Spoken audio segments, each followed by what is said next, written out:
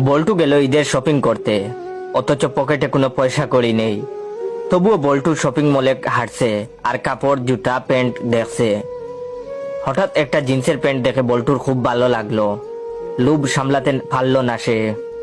বল্টু তখন দোকানদারকে বলল, এই জিন্স প্যান্টের দাম কত? দোকানদার বলল 1000 টাকা। তখন বল্টু বলল, 300 টাকা হবে ভাই। দোকানদার বলল, কি যে বলেন, না এতে হবে না। তখন বল্টু বলল, তাহলে 320 টাকা রাখবেন? দোকানদার বলল, না। একদম 700 টাকা নিবেন? বল্টু বলল, না আমি 420 দিব। দোকানদার বলল, শেষ দাম 500 টাকা হলে নিয়ে যান। বল্টু বলল, না ভাই, শেষ দাম 450 হলে বলেন, না হলে আমি যাই। তখন দোকানদার বলল, আচ্ছা নিয়ে যান। তখন বল্টু প্যান্টটা হাতে নিয়ে দিল এক দৌড়। দোকানদার চিৎকার করে করে বলল, কিরে প্যান্টটা যখন চুরি করবি তাহলে এতক্ষণ দামাদামি করলি কেন?